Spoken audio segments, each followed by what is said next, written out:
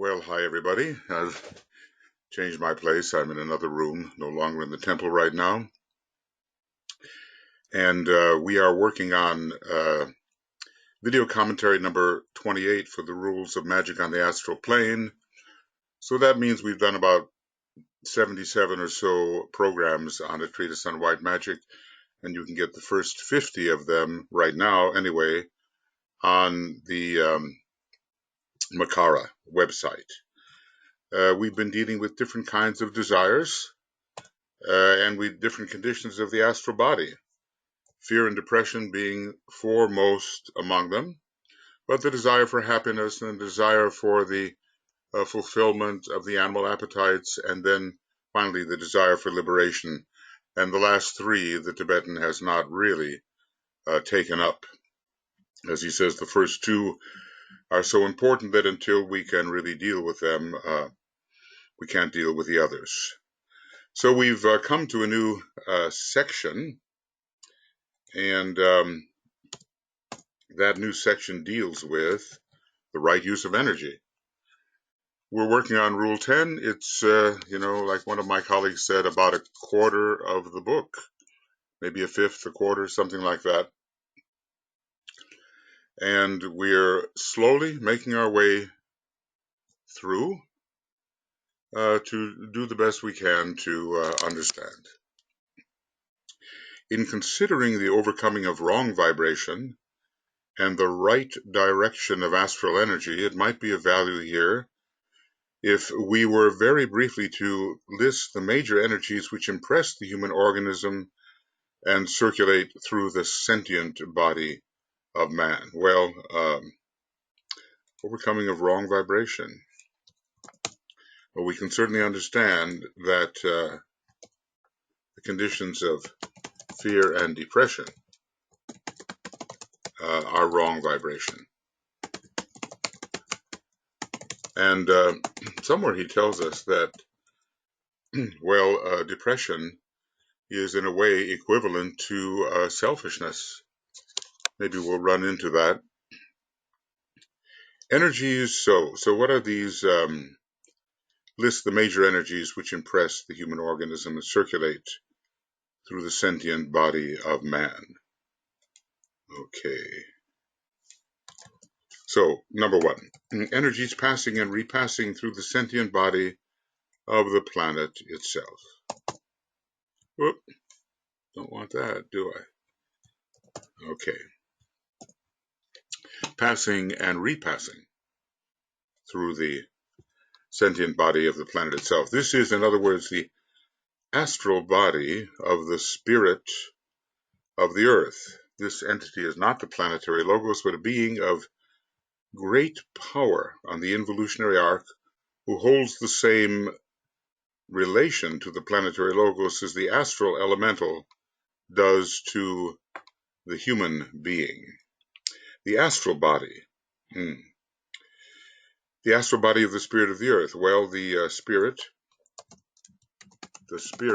of the earth is involutionary.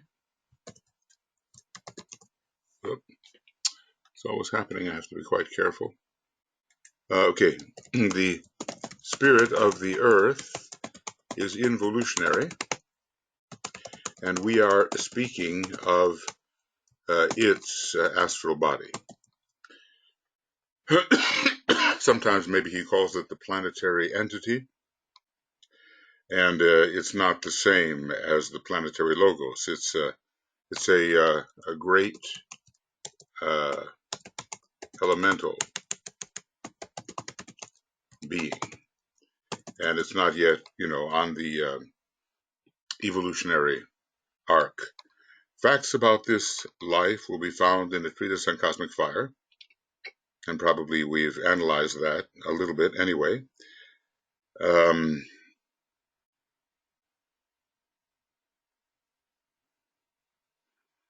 Okay, the sentient body of the planet itself. So this is all part of the personality of the planetary logos, and stands in this analogical relation. Its life is the aggregate of a vast number of lives, and those lunar Petries, or lesser builders, inherited from the moon chain,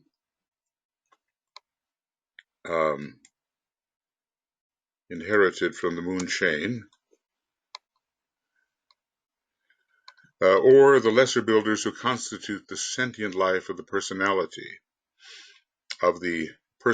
aspect of the planetary logos, a more potent force for good and also for evil, as we use the word evil. A vast number of lives constitute this astral body of the spirit of the earth, and those lunar Petries, or lesser builders, who constitute the sentient life of the personality aspect of the planetary logos, a more potent force for good and also for evil, as we use the word evil. Evil per se is non-existent, as is good in the sense of the Paris of opposites. It's all, what can we say, all part of the great illusion.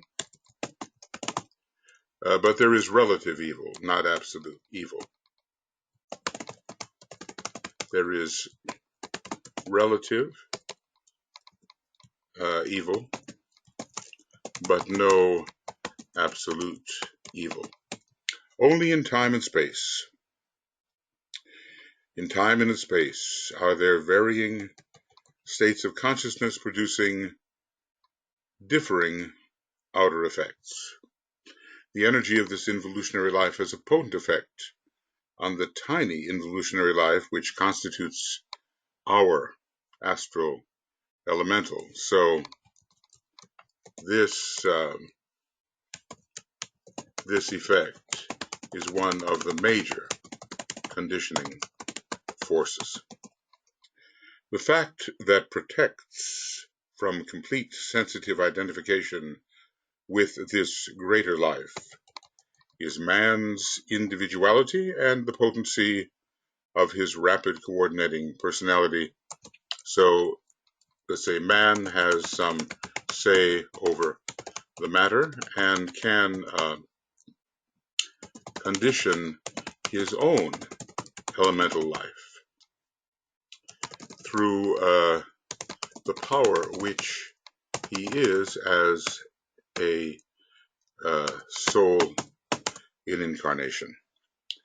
Man is an individual. He is the result of other factors, and the combination of these factors constitutes the protection from complete absorption in the planetary sentient life, as is the case with the animals. Okay, so he is the result of other factors related to his monad and to the solar angel, which has him under supervision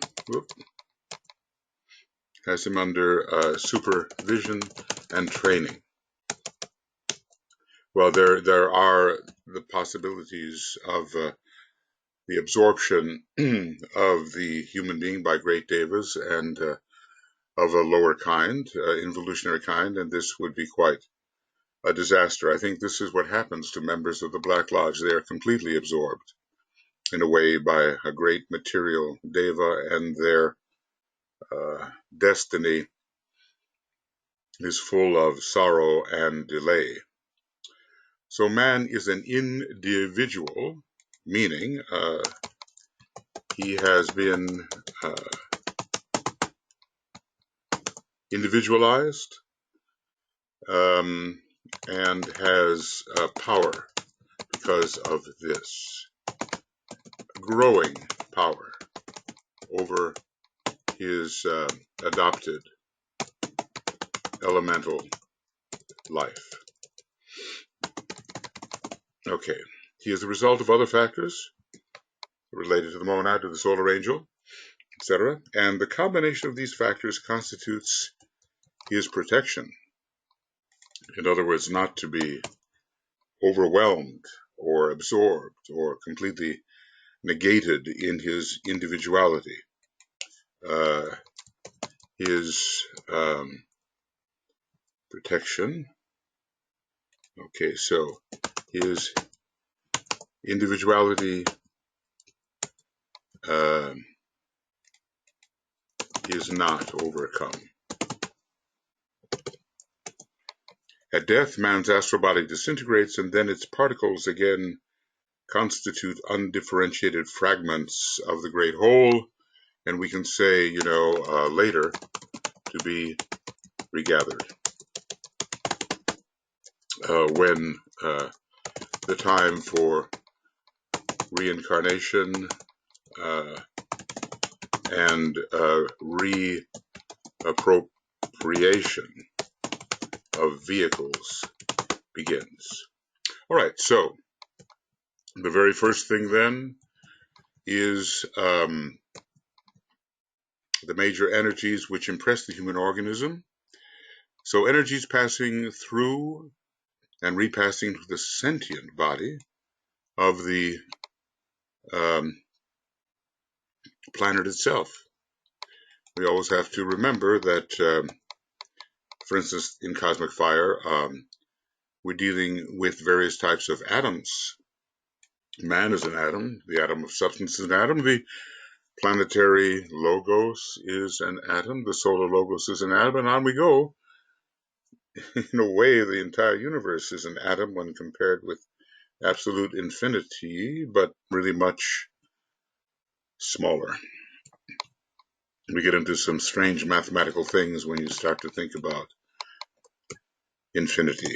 Especially, there are all kinds of infinities, but absolute infinity is the ultimate. Okay, what else? What else is passing through this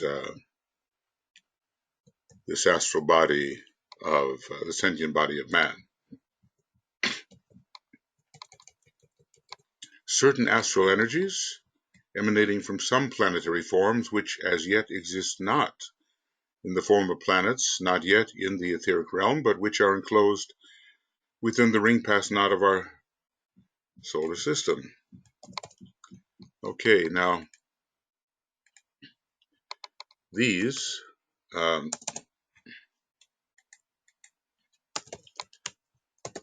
are, should we call them astral, thus far astral planets, not yet etheric. They represent in the planetary sense two groups of lives. First, those astral shells of decaying and disintegrating planets, which are to be seen by the initiate, and probably do no good, still revolving around the sun, but which are nevertheless fast disappearing. Our moon will join their number when the complete disintegration of the outer form has taken place by the 7th round, whether that be a chain round or a scheme round, and maybe more likely, I don't know, maybe more likely a scheme round. Okay, second, so the first one is the astral shells. And can you get anything good out of that which is decaying? I don't think so. Second, the astral forms of those lesser solar lives on the evolutionary arc, who are taking form slowly but have not yet taken an etheric body and will never, in this world period, take a physical body. Now, what really is a world period? Is it an entire solar system, or simply a round of a planet? Either chain round or scheme round. Anyway, it might be, if you think about it, so many trillions of years, according to the Brahmanic chronology, remain in our solar system. Maybe we're halfway through, and it's said to last 311 trillion, 40 billion years, if that is really, correct. Some people dispute that. I think Sri Yukteswar disputes that and says it's far too large a number. But Blavatsky said it was clearly an accurate number. So it's hard to think that there would not be some materialization during the remainder of our entire solar system, especially the objective part of it.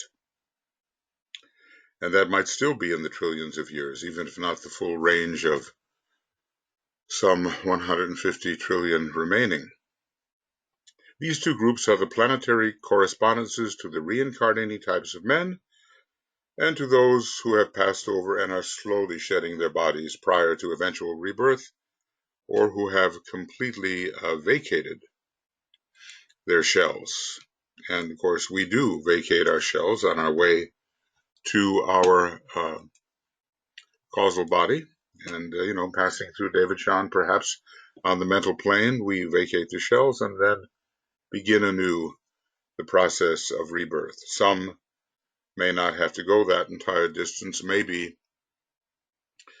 it's been inferred that when the sixth petal of the egoic lotus is fully open, you may not need to, you may be able to retain the content of your personality vehicles, or at least your mental body, maybe astral body, without having to rebuild those vehicles. But anyway, these energies will affect man. There are two of these astral forms in close proximity to our Earth, which are rapidly decomposing, if I may so term it, and yet have a very potent influence. Doesn't sound good. On account of this close relation, they produce two types of desire or astral tendency among men. One produces much of that instinctual tendency to cruelty which one sees in children and in certain types of men, and the other has an effect upon the sex life and produces some of those tendencies to perversions which cause so much difficulty now. Well, DK is not approving of what society shows so much tendency to accept in terms of what used to be called perversions, sex between the same-sex partners, especially, and many other things here. So, introducing this idea that a decomposing planet with a decomposing astral body is behind this tendency to perversion would probably be just too much to grasp or accept by people who are so busy justifying these things on the basis of, anyone's preference is sacrosanct, but there are laws,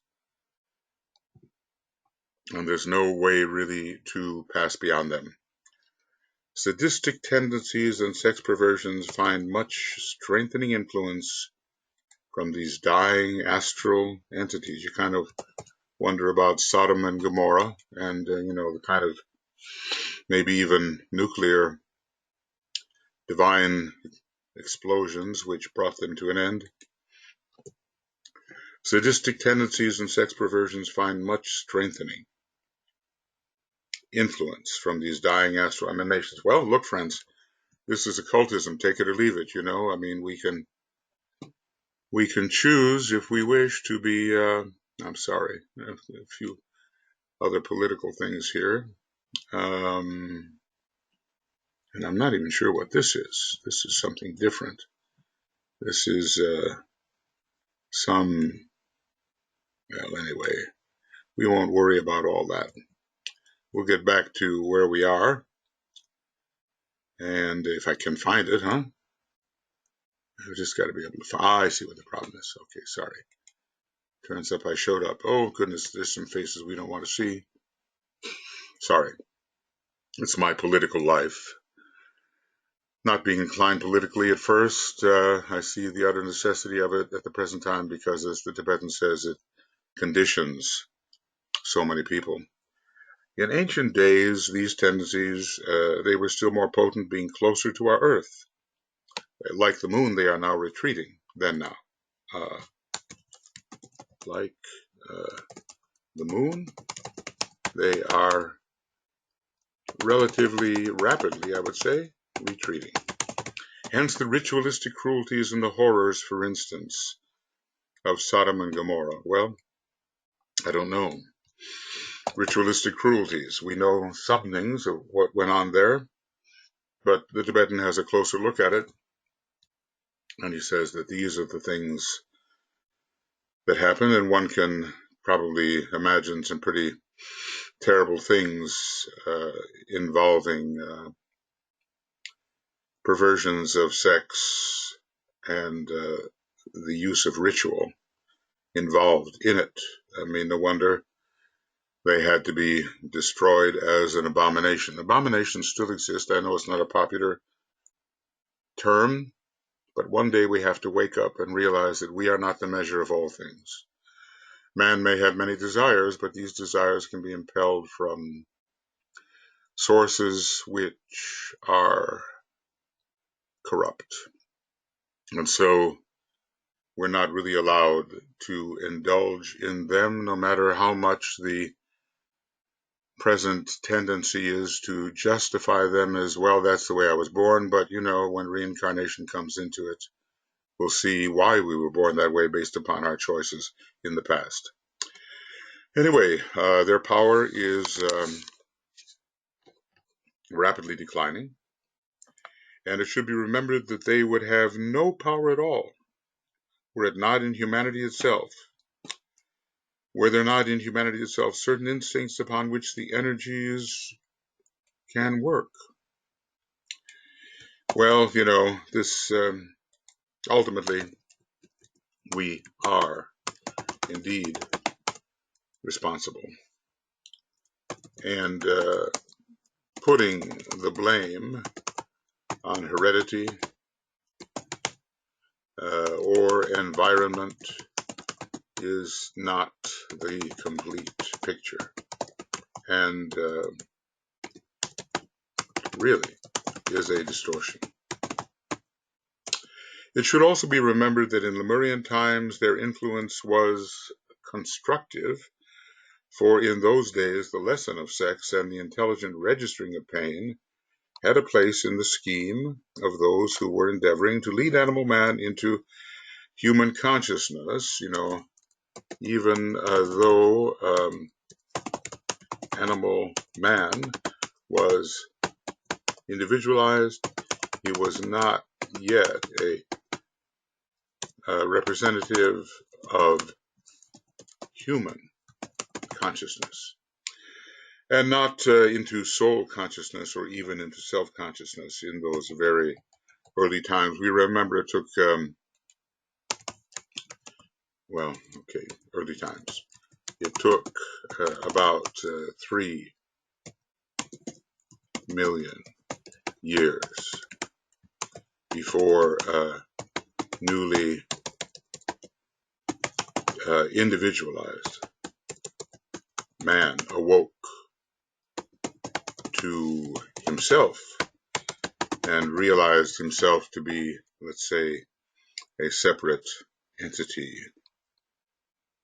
Well, these are very subtle and occult factors. They are to be looked at as causative in relation to some pretty unwholesome circumstances in our present, in the present life of humanity.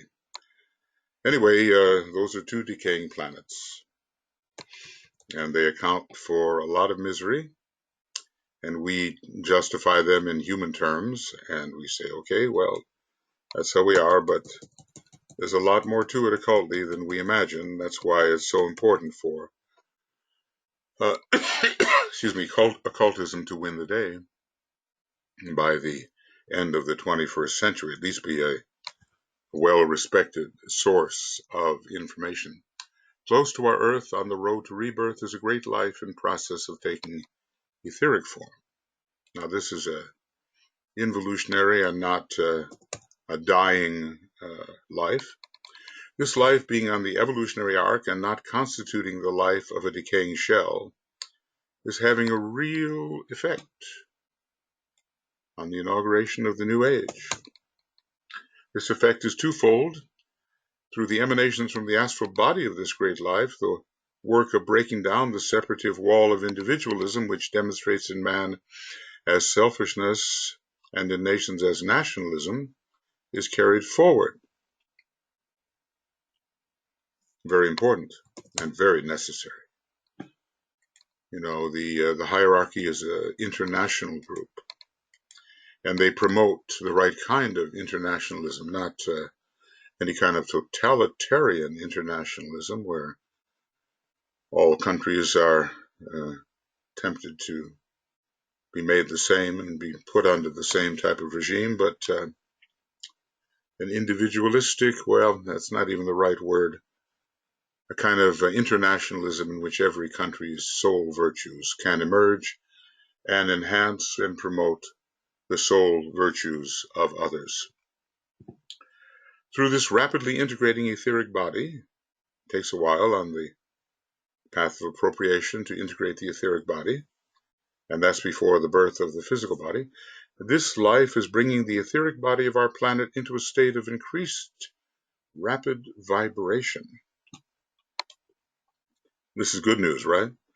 Reference will be found in a treatise on cosmic fire to an avatar from Sirius who comes to bring about certain planetary effects.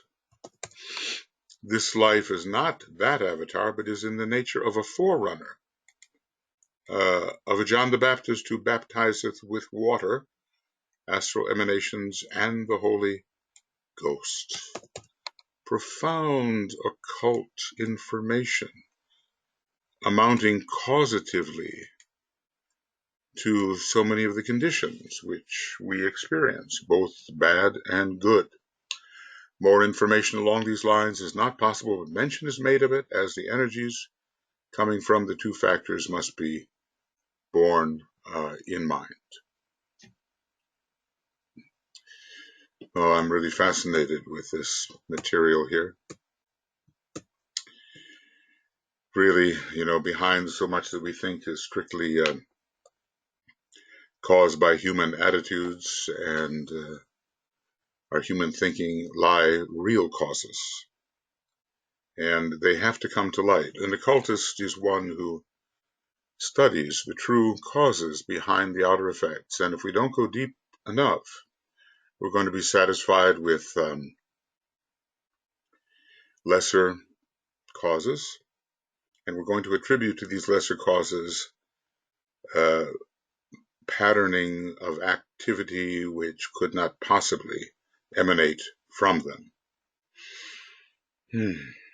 Well, anyway, I like to dwell on these things. DK has told us that humanity has erred grievously in the past. We can see as we begin to look at some of these descriptions that, well, along what line that grievous erring could have taken place. All right, here's another one passing through man and through the etheric body of the planet. Astral energies emanating from the new sign of the zodiac into which we are now entering, the sign Aquarius. We've entered many times, of course, in the past, but now it seems a special type of entry. Maybe it's, do I remember correctly when he's told us that it's sort of the 7th time in the 5th root race? Depends on where we start counting, but the 5th root race, when this sign Aquarius has coincided with the large seventh ray cycle, and hence the opportunity is great. So, just trying to remember here, keep it all straight. The astral energies from planetary forms and energies passing through the sentient body of the planet itself, through the spirit of the earth, and the spirit of the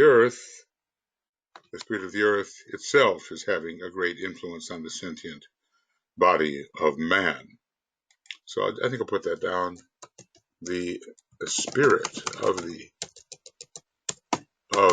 earth and its astral body are having a great effect on man and upon his astral body. Well, aren't we tired of being ignorant, wouldn't you say? And are we not eager to go more deeply into an understanding of realities now hidden from us? Isn't that the case? Isn't that, among other things, why we are students of occultism? And one day, of course, the great motive to serve with what we newly know will be more prominent than it is. You remember DK saying, look, you found your way into this group external to the ashram because of selfishness, basically, and the desire for liberation, not from the great desire to serve. Well, which is probably true in the beginning. Alrighty. Astral energies emanating from the new sign of the zodiac, Aquarius. This sign, that of the water carrier, is a living sign and an emotional sign. You wouldn't think it, because it's got so much fifth ray, and we have the attitude of the detached Aquarian. So we say, what about the attitude of the detached Aquarian? Well, maybe that's a somewhat more developed type. It will, through the effect of its potent force, stimulate the astral bodies. After all, it's the water carrier, right?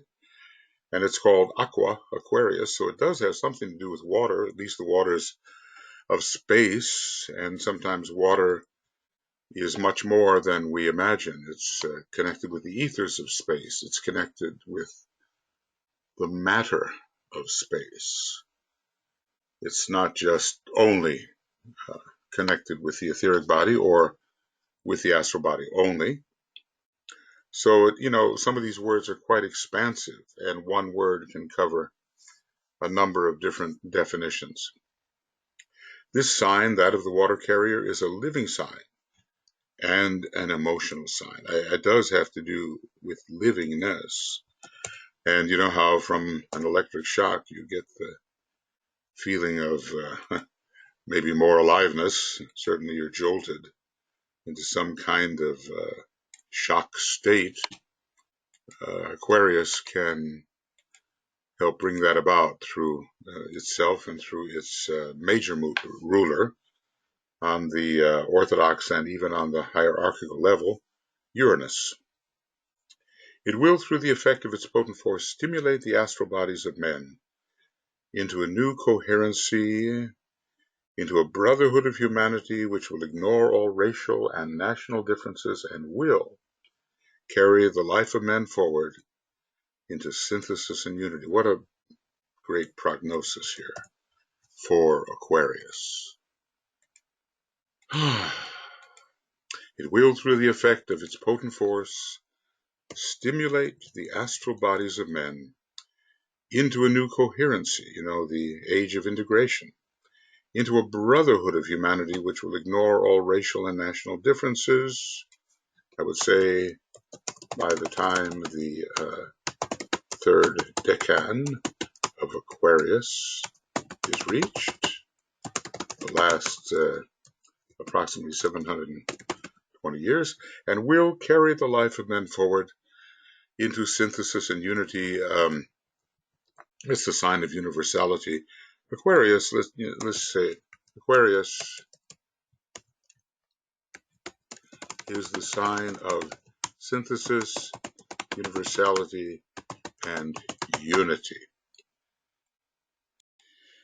So, this means a tide of unifying life of such power that one cannot now vision it, maybe the masters can, but which in 1,000 years will have welded all mankind into perfect brotherhood.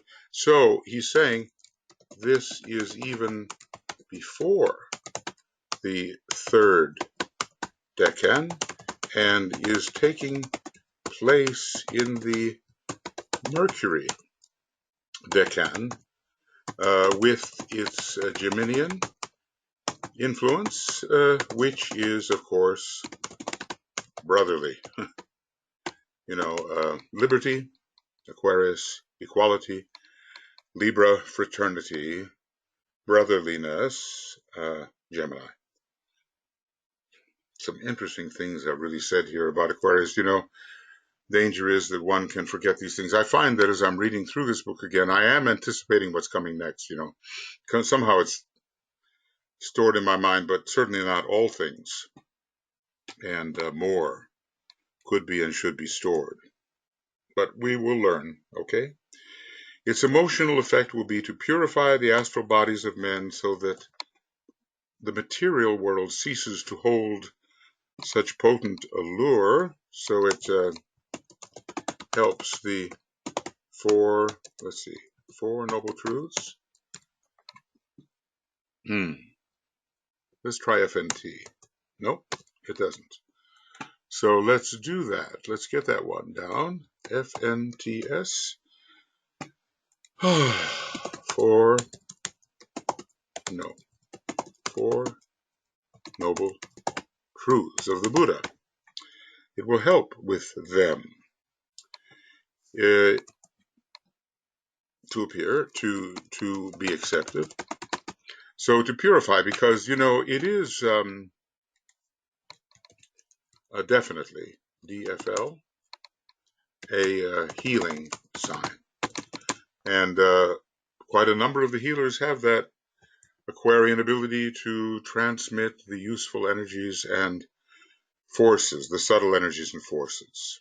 Increasingly, we find an emphasis there and upon, can I call it, vibrational medicine.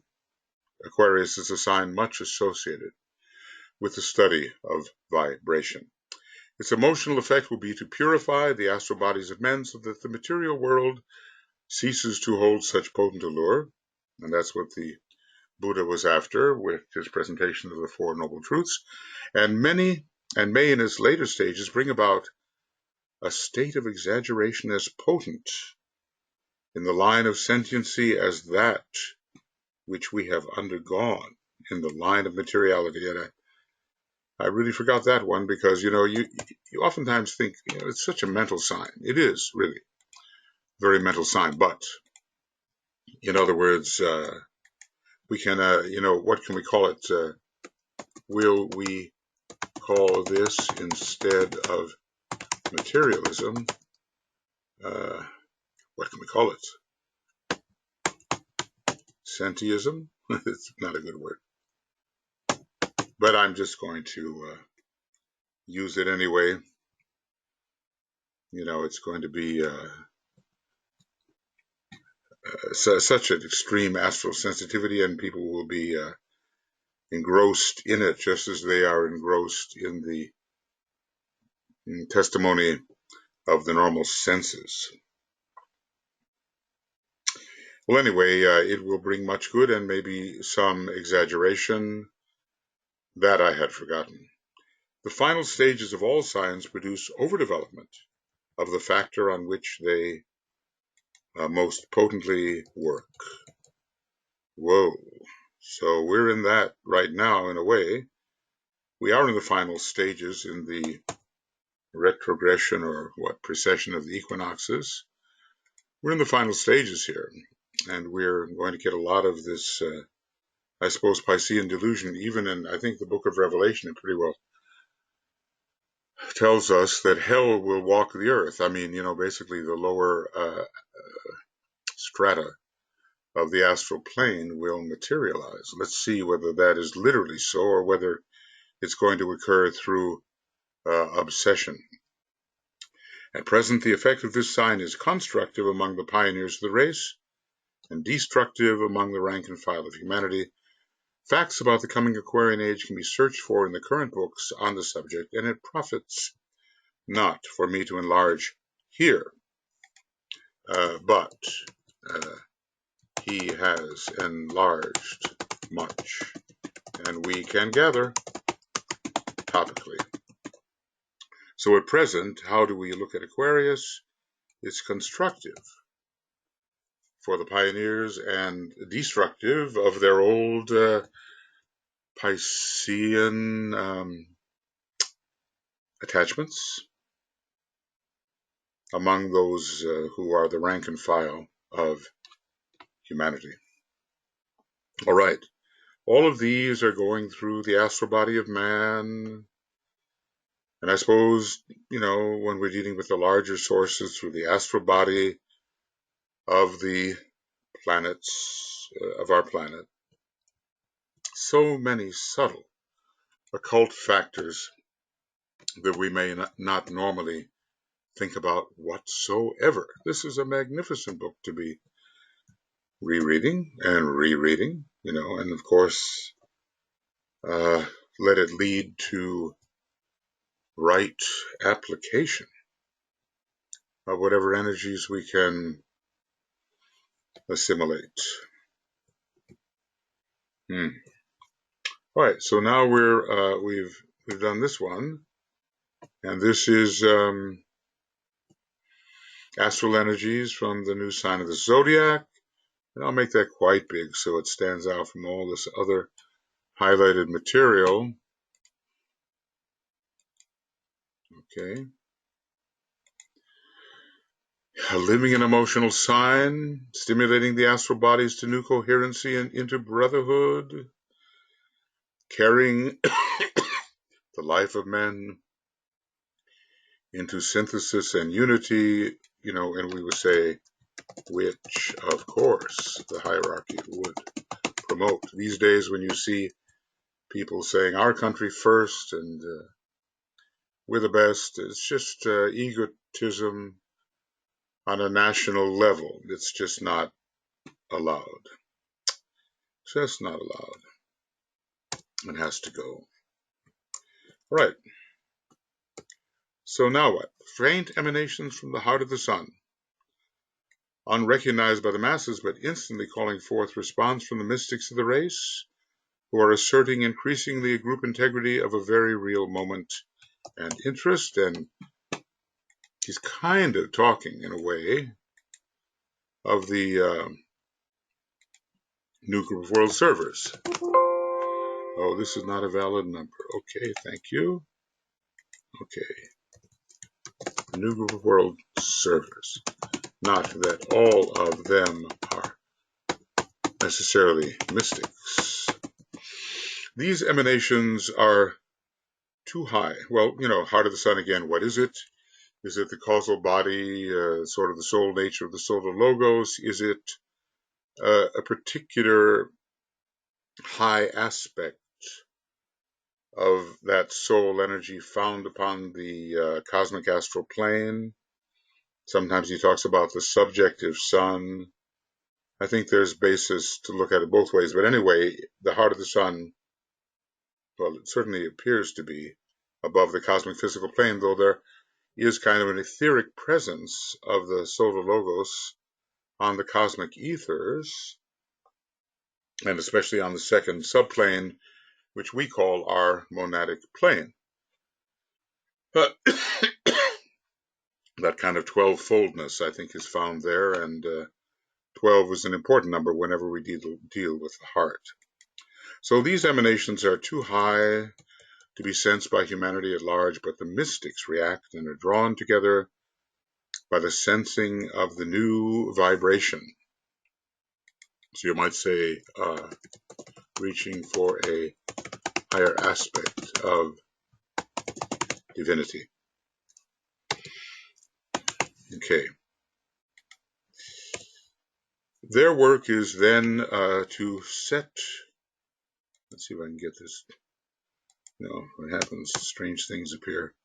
Their work is then to step down the vibration, so that its effect can be sensed in time by the foremost of the race, who are not yet as elevated as mystics. The work of this group of mystics must therefore inevitably grow, for the heart of the Solar Logos beats now in closer rhythm with the planet. And what can we say, with the planetary heart than has heretofore been the case, and this is not, this not being a sacred planet, but inwardly so. The love and thought of that divine life is turned towards this little daughter of a long-lost sun, as our planet is sometimes called in the occult books of the great ones. Whoa, this is a wonderful idea. Not sure I can quite explain it. Who is that long-lost son? Because there is a mother, in a way, a higher, a kind of Pleiad. Maybe it's Maya. There is a mist-enshrouded Pleiad, a veiled Pleiad that seems to be associated with this little daughter, but then who is the sun? And is that sun one of the rishis of the Great Bear? I don't know. And then would that rishi really be long lost? That's so this amazing thing, and something which for years has not been in my mind, but which I'm happy to see again. All right. Now further circulation. So it was Heart of the Sun. There's another one, right? What have we got so far? We've got our planetary entity. What have we got so far? So, whoop, that's always the way. Unfortunately, so far, planetary spirit or entity. Sometimes he uses the word planetary spirit to represent a higher being, and then instead uses the planetary entity. But in this particular case, the planetary spirit does represent that entity. And the next one is decaying and decaying. Okay. And incarnating planets. And then what was the third one again? Where was that? Okay, the new sign of the zodiac is another. And the what? Oh, goodness. I just really want to get certain energies emanating from approaching and retreating planets. And, okay, we got that. And then astral, new sign of the zodiac. And faint emanations from the heart of the sun. That should be a 4. Oh, good Lord. God. Set numbering value. Yes. Let's do that. Okay, that's a 4. So faint emanations from the heart of the sun. Let's just try to keep all these things straight, And then another emanation. So decaying and incarnating planets. And emanations from the heart of the sun. We got that sacred heart of the sun. And number 3 is emanations from the new sign. And from what part of a new sign? Here, new sign of the zodiac. Yeah, and that should be a 3. Goodness. I think so. Yeah, 2. This should be a 3. And that's the kind of stuff I get into, which is unfortunate. Okay, so let's see. Okay, let's bring this back a little bit. Okay. All right, it's not going to give me what I want. But anyway, we're pretty close. So emanations from the heart of the sun and emanations from the new sign of the zodiac. Okay, sorry for this kind of impractical delay. New sign of the zodiac, Aquarius, and then emanation from the heart of the sun. Okay. Whew. Another mass emanation which sweeps the astral body of man into strenuous activity is the impulsive desire of the astral body of the fourth or human kingdom, viewing it as a whole or as the expression of life. So humanity's astral body is affecting the individual astral body of man. So let's take a look at that, and we'll just state it as he seems to be saying it. So humanity's astral body is affecting the individual astral body. This sentient body of humanity responds in an unrealized manner to all the four above, to the planetary spirit, to the retreating and advancing forms which are of an astral nature, to the sign of the zodiac, and especially in its astral effect, living and affecting the astral body, and to the vibrations of the heart of the sun.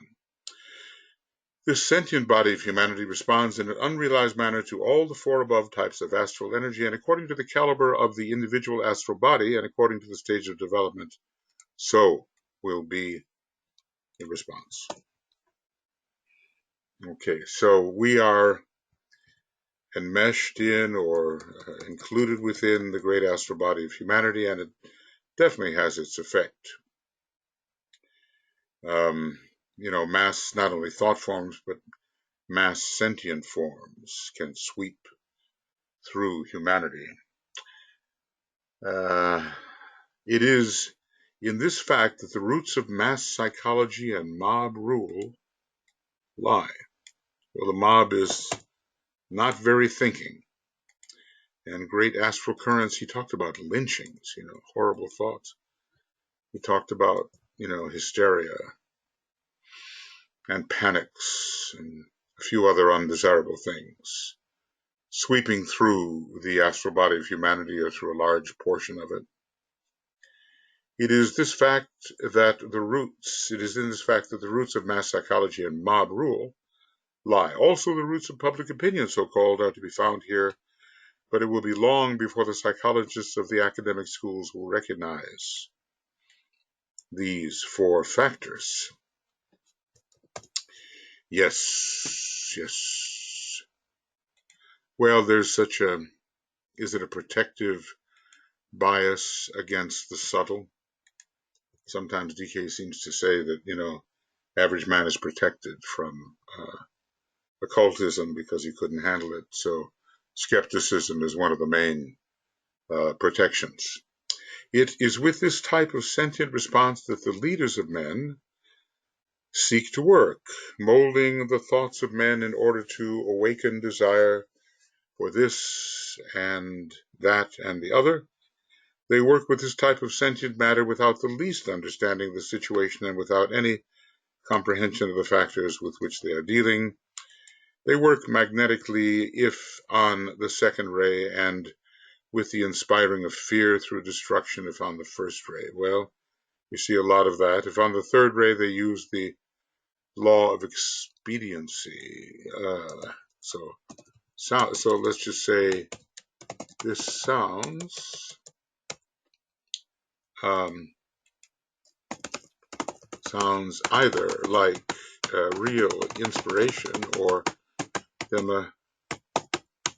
demagoguery. Demagoguery. How do you spell that? Oh, I'm sure that's not right. There it is. G-O-G-U-E-R-Y. Thus, all three work with the astral bodies of men, all three rays. And magnetism, fear, and expediency. So, magnetism, fear, and expediency. And their capacity to succeed is dependent largely upon their own type of astral body and its power to attract others, who are sufficiently developed to respond with adequate sentiency and then to carry forward the good work. So our astral equipment, the potency of our astral equipment is important. The man in the street is therefore the victim of the astral potency of those who drive him. Oh, come on. That was a run there, wasn't it? Of those who drive him,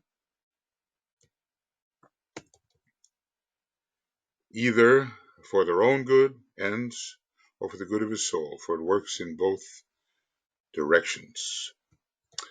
Now, there's another one here. I don't think we can finish all of these in the hour program that I intend here. The astral life or sentient emanations of man's surrounding family or friends. We do belong to astral families, as well as physical families and mental families and soul groups, soul families. They affect him far more than he may credit, or he may affect them, according to which side is positive and which is negative. Everyone we meet or contact, every person with whom we live or daily consort has an effect upon us, either for good or evil. Well, that's a bold statement, and it makes us circumspect and watchful.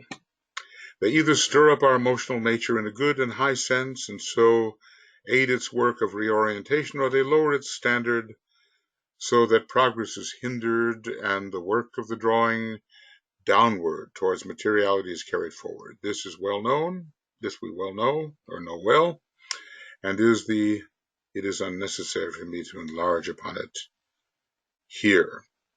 So not just the astral life of humanity as a whole, but the astral life of those in our immediate environment and our family and friends. I'm sure we're carrying many astral reactions of that which we have absorbed from our family of origin and from those who now surround us. Well, let's see, I think there are a few more, but because they are, no, I don't dare get into it right now, do I?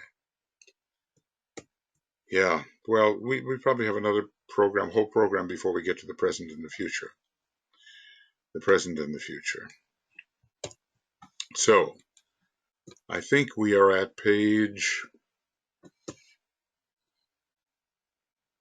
it will be spoken very soon. Okay, some page or other. I'm probably looking right at it, and page 315, and maybe even 316. All right, so we'll stop here, and this is a 6, and okay. Set numbering value up to 6, and okay. All right. So we're on page 316, and we began at 311. So we're in that section called the right use of energy, and we'll transport this downward.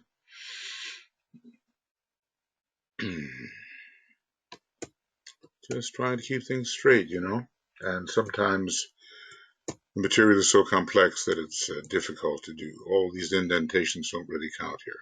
Okay. So this is the end of number 28, and we're on, let's see, this was 304 to 311. No, 311 to 316. And today is the 21st of August. And this is number 10.11. And we're going to go on to 10.13 at page 316. And this will be number 29. Okay, friends. Well, can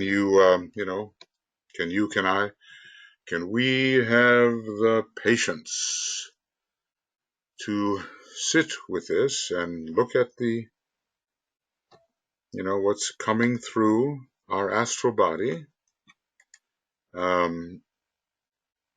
Now we've got so far here, and what we'll do, emanations. What we'll do here is just make another little summary here, and we'll include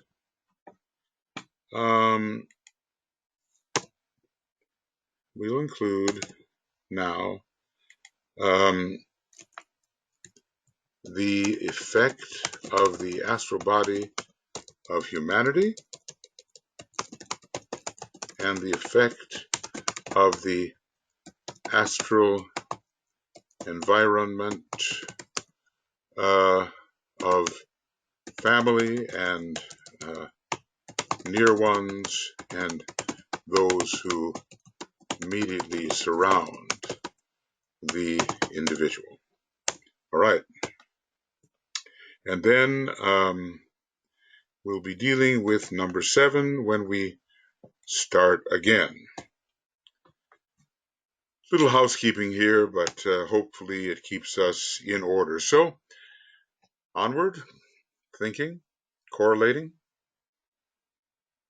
researching, finding the hidden light as much as may be possible, and bringing to light that which may not have been suspected before we read certain excellent texts which connect us with other excellent texts, and the light will flash forth. Okay. Study hard.